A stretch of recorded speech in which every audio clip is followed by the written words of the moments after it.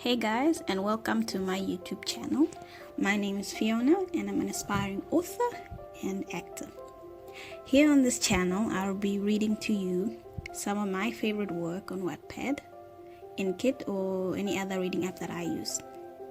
Today, I'll be reading one of my works, a novel that I wrote myself. Yes, it's complete on Wattpad. You're welcome to check it out if you use Wattpad. My name is Fiona_Keogh. That's FIONA_KEOGH, all lowercase. My book I'll be reading today is called SMS, which stands for Save My Soul. So we shall be reading chapter 1 today.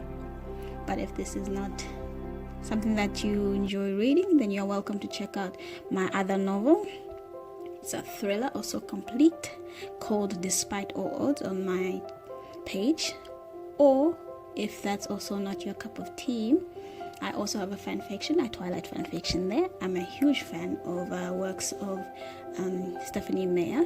She's a real inspiration to me, so you're welcome to check out my fan fiction of that. So, until furthermore, let's read chapter 1. As a little kid, growing up, I was homeschooled, so I never made any friends considering I was mostly home. My mom and dad worked late hours, so it was just me and the caretaker till I got old enough to take care of myself. Being mostly neglected by my parents made me more insecure and an introvert, so it was only natural that I was very quiet and had a short fuse. I got made fun of a lot for being lesbian and quite open about it. Why should I be afraid to tell the world who I love? Now you're probably wondering, why am I starting off my book like that? While most authors prefer to start off by introducing their characters, who their main character is, what they look like, and yada yada. But for me, I prefer to first start off with a little paragraph telling you the scene and who this main character is. That's what I prefer to start off with my every book that I write.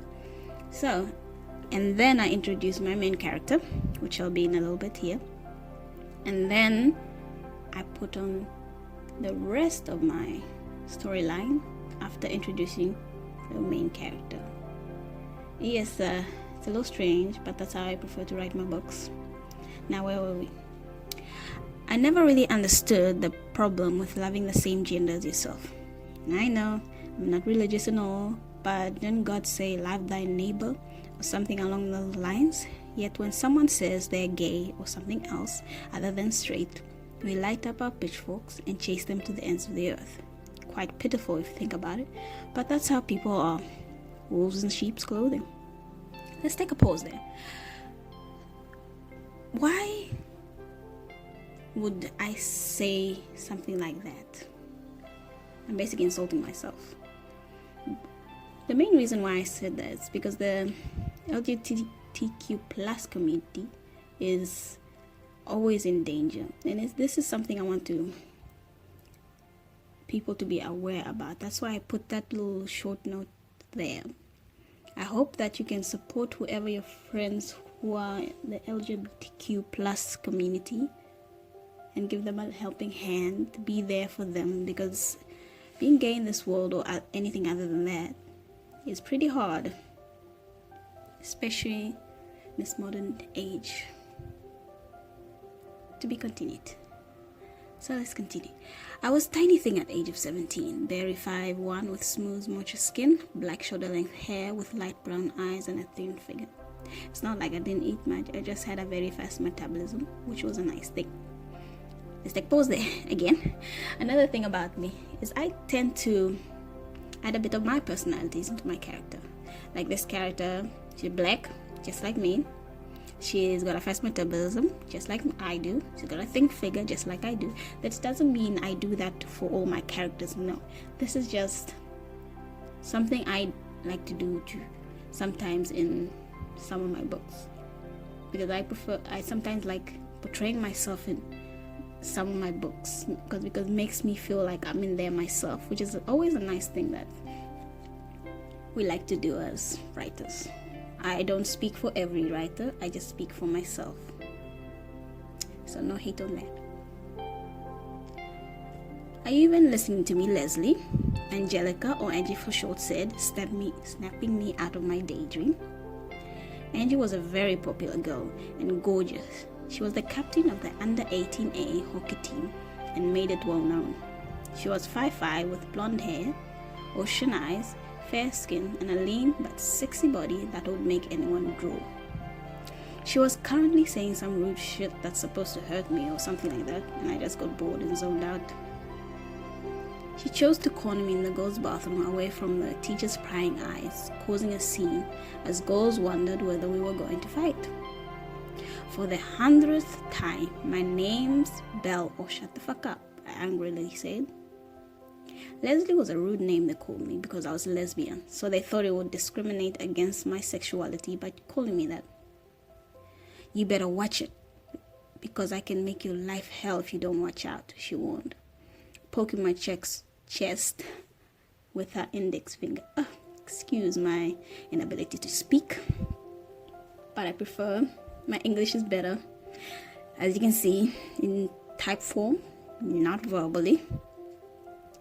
In a fight, it was clear I would beat her up in seconds, but in the verbal fight, she won it by a mile. Another thing I added in my book, my inability to speak properly. Damn, my apologies. Remove that finger or lose it, I warned her. My tone was hard and dangerous. She immediately removed it like I just burned her and scowled at me. Your day is coming, so you better watch it, she said through gritted teeth. I knew what she meant, but I didn't really care. So, how do you like this Angelica person so far? When I imagined Angelica, I thought of her as a replica of Elizabeth Debicki. Oh my god, this woman is drop dead gorgeous, especially when she acted in Tenet. She is stunning, beautiful. I love her. That's what inspired me to portray her rather, as Angelica. So, back to the reading. And so will yours, I said, rolling my eyes at the obnoxious girl. She huffed and left the room, cursing my name. That girl was something else. Spoiled brat is more like it. She annoyed me to hell. You're right, one of my classmates asked me. Never been better, I grumbled, leaving the restroom to head to class. Settle down, you hooligans, the teacher shouted over the noisy class. Our class was always misbehaving and getting into a lot of trouble. We were very well known throughout the school by the teachers. Class 11B was a class straight from hell, or as our art teacher described us. She never really liked us. I know school was important and all, but being here always drained me and just made me feel claustrophobic. As school ended, I headed to the netball court for practice and to let off some steam. I was the vice captain of the under 18A team, but I never bragged about it like some people. Netball for me was a fresh breath of air in this toxic school. It was basically my therapy session. Let's pause there. Another thing that I added into my book is my love for netball. I used to play this when I was in high school. As some of you may know netball, some of you may not know, but that's what Google is for. But this sport was my life. It gave meaning to going to school every day. It was something that I really enjoyed. It was the best sport, I would say, even. And I still love it till today, even though I don't play it. But I hope one day to continue playing it somewhere else. Back to the reading. Adrenaline ran through my veins as I ran around the court, catching and throwing the ball to my teammates, with nothing on my brain but the only thought of winning and keeping our winning streak. You could say I was competitive when it came to netball, but I just loved the game, and since most of my teammates were taller than me, I had to work harder and jump higher to reach their level. Being small actually helped me on the court, as I was always light on my feet, and being center allowed me to go almost all over the court. Putting it blankly, netball was my life, and I didn't know what I would have been doing if I didn't come for the tryouts.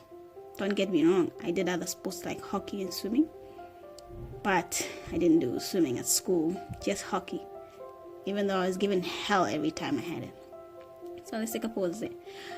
Center is a position in netball where it allows you to go, well, almost everywhere on the court except in the goal area. And that's where we're gonna stop for today. We're halfway there with the chapter, but if you enjoyed that little part, please check out my other works on Wattpad, Fiona_Kio, or you can check me out on Inkit, Fiona Mwangala. That's Fiona Mwangala. There, you can find me there as well. And soon I will be on other apps. But until then, thank you for listening and see you next time.